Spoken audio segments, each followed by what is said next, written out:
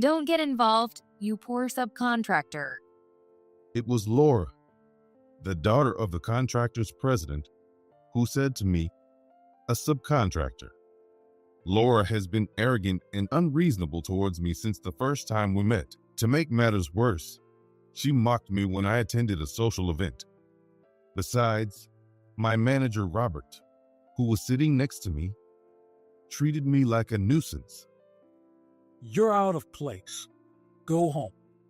I had endured everything up until now, but I was at my breaking point. Day after day, I sacrificed time with my family and worked hard to contribute to the contractor. But if all my efforts are going to be unappreciated, I might as well let it all go. Don't regret this. Laura, unable to understand my words, continued her usual attitude. However, on the day of the meeting, after I canceled the $300 million contract, Laura and Robert, who had looked down on me, had to apologize. My name is Bob, and I'm turning 45 this year. I work as a sales representative for a subcontracting company, and it's been about 15 years since I joined this company. Originally, I was a restaurant manager, but I changed careers when I turned 30, and now I'm the top sales performer in the company. I married my wife, Sarah, when I was 32. We both loved our jobs, so we decided not to have children. We've been married for 13 years now, and I still get along well with Sarah and have a stable job, so I consider myself a lucky guy. However, there is one small issue. Recently, Laura, the daughter of the contractor company's president, has started interfering with our work. I first met Laura during a business meeting. That day, my manager, Robert, was also present. And from the contractor's side, their representative, Mike, was supposed to handle the meeting alone. However, when we arrived at the contractor's office, there was an unfamiliar woman there. "Excuse me, who is this woman?" My name is Laura. I'm the daughter of this company's president, James. "Oh, you're James' daughter.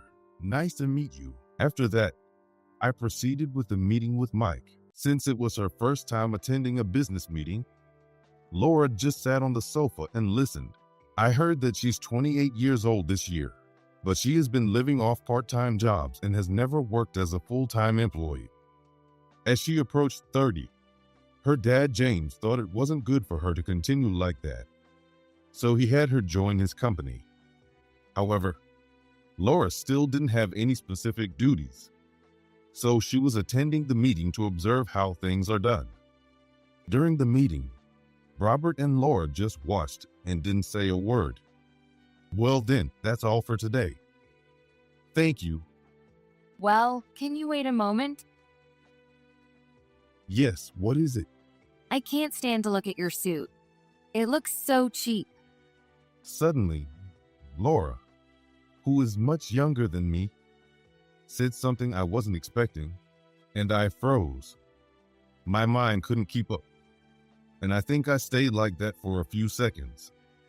Of course, I wasn't the only one surprised. Both Mike and Robert seemed shocked by her comment, and Mike even started apologizing to me. Hey, are you listening? "Oh yes, I'm listening, but I was just surprised by what you said out of nowhere." That's why you can only work for a subcontractor. Bob, I'm really sorry. Laura, please don't say such things. I didn't understand why she suddenly said that, but it seemed my suit didn't meet Laura's standards. This suit cost me $1,000. Even though I thought that, I couldn't say anything in front of Laura, the daughter of the contractor company's president, so I remained silent. Then Robert, who was sitting next to me, said something outrageous. Yeah, I totally agree. I was thinking the same thing. Robert always goes along with those in power, so he sided with Laura. In the end, I couldn't stand to watch Mike apologize anymore, so I quickly left the contractor's office. I've seen Robert agree with our executives often, But I never imagined hearing something like that from Laura. Since then, Laura has started showing up at every business meeting I'm involved in, always saying something nasty.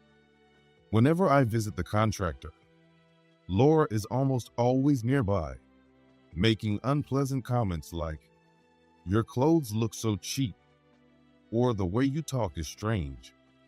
Why does someone like you come to negotiate with us? I want you to stop. Did I do something wrong? What are you talking about? Since the first time we met, you've been saying terrible things to me. I asked why she was so nasty, but Laura never gave me a reason. In the end, I never found out why and continued to endure her unreasonable comments, which caused me a lot of stress. Moreover, as Laura became more capable at her jobs, she started giving me orders.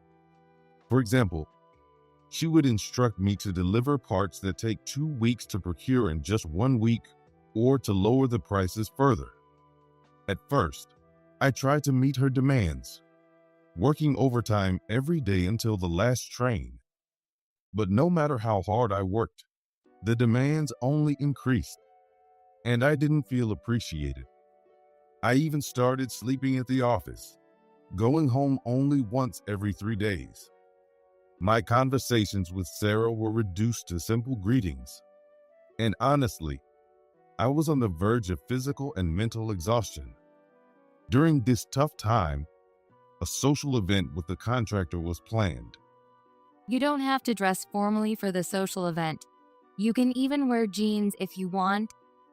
When I met Laura the other day, she told me that the day of the social event was a day off, and since Laura had told me there was no dress code, I decided to attend in black jeans and a t-shirt. However, this decision turned out to be a mistake. I regretted not thinking more about why Laura had personally informed me about the dress code for the event. When I arrived at the venue for the social event, I was surprised to see how everyone else was dressed. Everyone was dressed in suits and ties. It was clear that I was the center of attention, being the only one dressed casually. Did Laura lie to me? I doubted her intentions as I walked into the venue. Then Laura, who had already arrived, walked over to me with a smile and said, Aren't you embarrassed to come dressed like that? You look so cheap.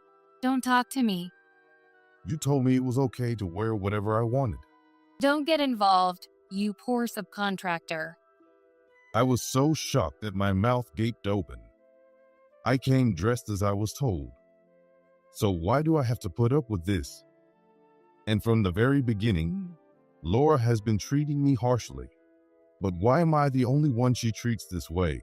As Laura sneered at me, Robert appeared beside her and added more insults.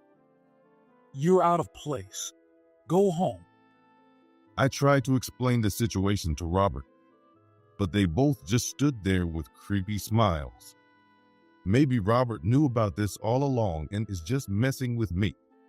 My temper, which I had suppressed until now, began to rise. I was thinking about how to respond, but anything I said now could make me look like the bad guy. For a moment, I thought it might be better to just endure it silently. But then I reflected on all my efforts. I've sacrificed time with my family, working hard day after day to contribute to the contractor. Do I have to keep working under people who look down on me? If my efforts are not going to be rewarded, maybe I should just let it all go. With that thought, I suddenly blurted out these words. Don't regret this. What? Regret? How can I have regrets? Get out of here. Understood. Goodbye. I gave Laura a slight nod and left the social event without participating, heading home instead. From the next day, I carried on with my work as usual, making sure to stay out of trouble until the next business meeting. A while after the social event, on the day of the meeting with the contractor, I went to the contractor's office with Robert, where Laura and Mike were waiting. As soon as the meeting started, I announced that I wanted to cancel the $300 million contract we had agreed to. What are you talking about?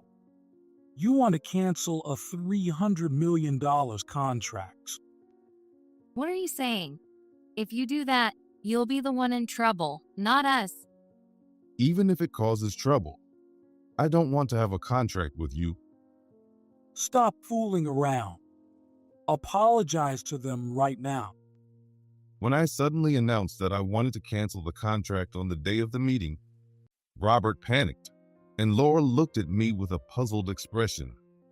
The plan to withdraw from the $300 million contract was something I had thought of when I was kicked out of the social event. I knew that doing something like this wouldn't come without consequences. There might be some punishment, but canceling the contract would also cause trouble for Laura. This is because Laura was the main person handling this contract, with Mike assisting her. And without our deliveries, the contractor wouldn't be able to produce their products. A $300 million delivery could have resulted in even larger profits once the products hit the market. However, Laura doesn't seem to understand this at all and continues to act high-handed. What is this poor man babbling about? If you're going to apologize, now is the time. Apologize. For what? Wait, Bob. Canceling the contract now would be a disaster. Laura, completely clueless about the situation, insists she's not in the wrong. But Mike, who understands the chaos if we don't deliver our products, is desperately trying to keep the contract going, turning the room into a chaotic mess. I've worked on several contracts with Mike before and have a bit of a soft spot for him, though I also feel a bit guilty. However, since this project was led by Laura, I judged that it wouldn't cause too much trouble for Mike. I can't understand this. I'm going to tell my dad. Laura pulled out her phone and started calling James. Robert and Mike tried to stop her, but I was actually looking forward to meeting James. You're done for now. My dad will be here any minute. After a while, James arrived. Dad, Bob suddenly said he wants to cancel the contract. That's sudden. Oh, isn't it, Bob? It's been a while. Long time no see. How have you been? Laura was trying to tell on me to James to get him to do something, but that's not how it went. As soon as James saw me, he started chatting. No one here could have predicted that James and I would be having a pleasant conversation. The restaurant you recommended was great. I'd love to hear about more good places to eat. Ignoring the situation, James happily chatted with me. Wait a minute. Dad, do you know Bob? Yeah, we met when Bob was managing a restaurant. I didn't know that. I've never heard about it. Well, I never mentioned it. We still hang out together in private. In fact, I met James when I was managing a restaurant. One day, while I was running the place alone as usual, James, who was dining alone, suddenly collapsed. I immediately called an ambulance and, worried about his condition, decided to accompany him to the hospital. I needn't have been with him, but James looked very distressed at the time, and I stayed with him. Moreover, since I was working alone that day, I had to close the restaurant to accompany him. Bob, thank you so much. You saved my life. You are my lifesaver. If you ever need anything, please rely on me. James thanked me repeatedly when he woke up in the hospital. After that, James visited my restaurant frequently until I left, and we exchanged information about good restaurants and sometimes dined together privately. After I changed jobs, finding out that James was the president of the contractor company was a memorable surprise for both of us. Earlier, Bob mentioned something about canceling the contract. Is that true? Yes, he did. I was so shocked when he suddenly said that. But knowing Bob, there must be a reason, right? When James asked, I quietly nodded. I then explained everything that had happened, including the things Laura had said to me, as best as I could remember. As he listened to my story, James furrowed his brow, crossed his arms, and nodded repeatedly. And as soon as I finished talking, he began reminiscing about our past together. You know, Bob saved my life when I collapsed. If it weren't for him, I wouldn't be here right now. What do you mean? I was in a critical condition that required immediate surgery. Actually, James was in a life-threatening situation when he collapsed. I later learned that if I hadn't called the ambulance right away, it could have been fatal. To me, it was only natural to help someone who had collapsed, and I didn't think I had done anything special. But to James, I am his lifesaver. So, no matter how much he loves his daughter, he wouldn't support Laura's unreasonable behavior. When Laura heard James's story, she quietly began to cry. I was surprised by her sudden tears. But then I remembered hearing a rumor that Laura was very fond of her dad, James. Oh my God. So, I've been treating Dad's lifesaver terribly? Yes, that's exactly what you've been doing.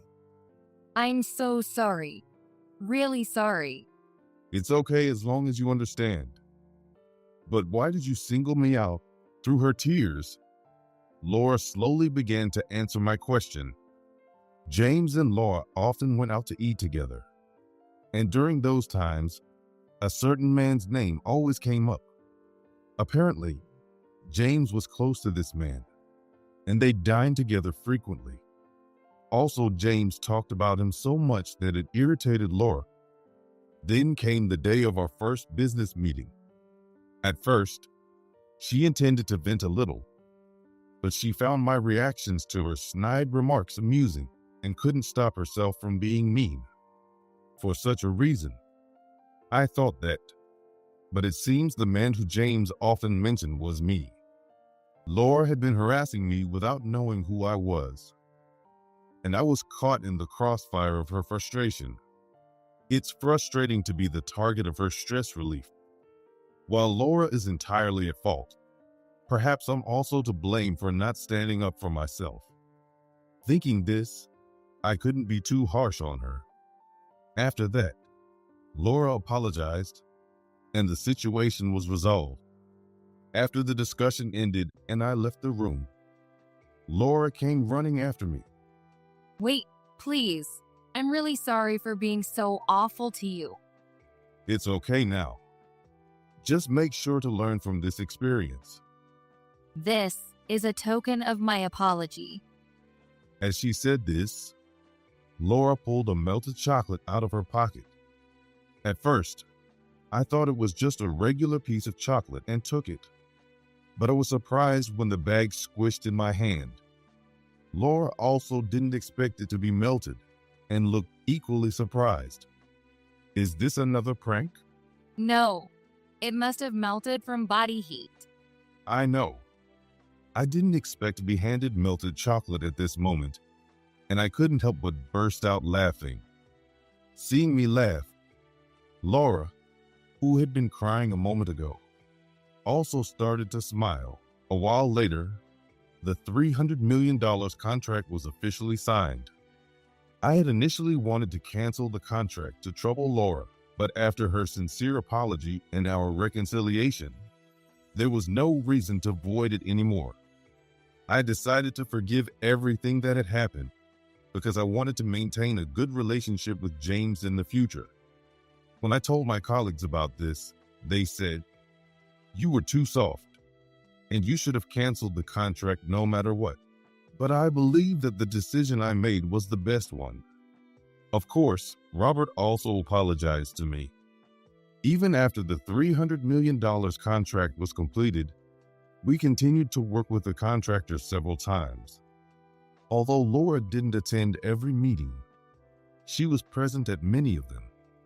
When we first met, she had just become a full-time employee and was hardly able to do any work. But now a year has passed since then. I had a hunch, but Laura has been learning so quickly that it's hard to believe she had only ever worked part-time before. She picked up new skills one after another, and now I hear she sometimes handles meetings on her own. I really am sorry for what happened back then. I was so ignorant and arrogant, and it's so embarrassing. No, I never imagined you'd mature so much. Don't tease me. When we have meetings together, we often enjoy these casual conversations. Given our age difference, Laura feels like a little sister or even a daughter to me. So, every time I see her growth, I am both impressed and filled with a sense of fondness. Since my wife and I don't have children, I'm not sure if this is what paternal feelings are, but I imagine it's how I would feel if I were a father. Time passed, and I decided to retire. I first met Laura when I was 45, so it's been 15 years since then. During these 15 years, I resolved many issues and saw many colleagues leave, among other things. Among all the experiences, meeting Laura was definitely the most impactful. Reflecting on all these events, I finished my last day of work and was about to leave the office. Suddenly, I heard a loud pop from behind me. When I turned around in surprise, I saw Laura holding a party popper, and behind her were my colleagues I had worked with over the years, along with James. Thank you for your hard work over the years. Why are you all here? Well, it's your last day, so we had to celebrate. Then, the employees behind her brought out a large cake and placed it in front of me. Encouraged by everyone, I blew out the candles. I never expected to be celebrated like this by everyone, and I couldn't help but shed tears despite myself. Laura had planned the retirement celebration, which made me even more emotional. Then the cake was cut, and everyone present enjoyed it together. I was so happy that I couldn't wait to tell Sarah about it when I got home. I'm so glad. It's the result of all your hard work. Her words brought tears to my eyes once again. Looking back, despite all the challenges, I'm grateful for all the hard work I've put in. From now on, I would like to live for Sarah, who has always supported me, while enjoying